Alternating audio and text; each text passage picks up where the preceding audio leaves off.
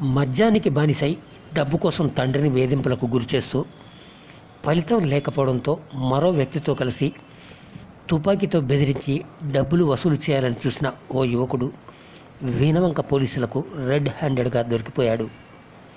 వీణవంక మండలం కొత్తపల్లి గ్రామానికి చెందిన మాడ దాదారెడ్డి కుమారుడు కృష్ణారెడ్డి గతంలో అనేక కేసులతో సంబంధం ఉండి 10 ఏళ్లు జైలు శిక్ష అనుభవించిన పెండ్లి రవీందర్తో స్నేహం చేస్తూ అతని వద్ద ఉన్న డమ్మీ పిస్టల్తో తండ్రిని బెదిరించి డబ్బులు గుంజాలన్న ప్రయత్నం దాదారెడ్డి ఫిర్యాదుతో విఫలమైంది.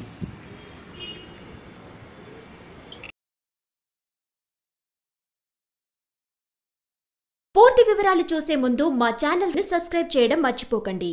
అలాగే ఆ పక్కనే ఉన్న గంట సింబల్ని క్లిక్ చేయడం మర్చిపోవద్దు. వీణవంక మండలం రెడ్డిపల్లి హ్యామ్లెట్ గ్రామం అయినటువంటి కొత్తపల్లి స్కూల్ దగ్గర అనుమానంతో ఒక 2 వ్యక్తులను అదుపులో తీసుకోవడం జరిగింది. వాళ్ళని విచారిస్తే అందులో ఒక అతని పేరు పెండ్లి రవీందర్ 36 సంవత్సరాలు, కొత్తపల్లి అదే గ్రామం. తర్వాత మాడ కృష్ణారెడ్డి 34 సంవత్సరాలు, కొత్తపల్లి గ్రామమే, ఇద్దరిది కూడా. వీళ్ళిద్దరు కూడా తాగుడికి బానిసయ్యి చెడు సహవాసాలకు అలవాటయ్యి ఇందులో పెండ్లి రవీందర్ అనే వ్యక్తి గతంలో 4 కేసులలో నిందితుడిగా ఉన్నాడు. ఒకటి కర్నూలు 1 టౌన్లో మర్డర్ కేసులో, కర్నూలు 2 టౌన్లో రేప్ కేసులో, వీణవంక పోలీస్ స్టేషన్లో దొంగతనం కేసులో, అదేవిధంగా 2016లో ఆదిపట్ల పోలీస్ స్టేషన్లో గంజాయి అక్రమ రవాణా కేసులో నిందితుడిగా ఉన్నాడు.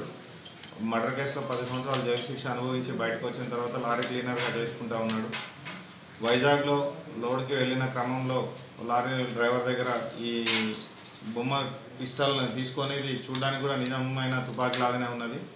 దీన్ని 1000 రూపాయలకి కొని తనకి ఎప్పుడైనా నేరాలకు అవసరం వస్తుందనే ఉద్దేశంతోనే తీసి దగ్గర పెట్టుకున్నాడు.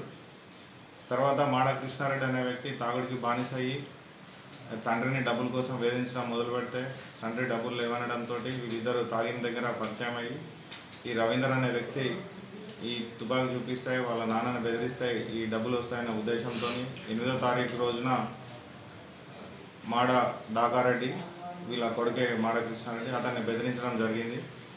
అతను వచ్చి మనకు ఫిర్యాదు చేయడంతో ఈరోజు డబ్బులు ఇవ్వడానికి పోతున్నాడనే సమాచారంతో మనం వాళ్ళిద్దరిని అదుపులో తీసుకొని వాళ్ళ దగ్గర నుంచి ఈ బొమ్మ తుపాకీని, ఇది లైటర్ లాగా పనిచేస్తుంది, ట్రిగ్గర్ నొక్కితే లైట్ వస్తుంది దీంట్లోంచి, దీన్ని చూపెట్టి బెదిరించడం జరిగింది. ఈ తుపాకీని వాళ్ళ 2 వ్యక్తులను అదుపులోకి తీసుకొని ఈరోజు కోర్టుకు పంపడం జరుగుతుంది.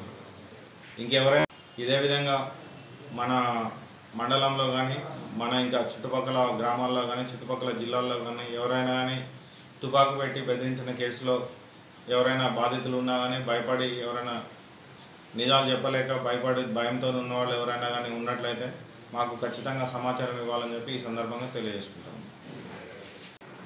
ఈ కేసు డిటెక్ట్ చేయడంలో మా కానిస్టేబుల్ తిరుపతి, తర్వాత ప్రకాష్ హోంగార్డు ఇద్దరు కూడా సమర్థవంతంగా పనిచేశారు.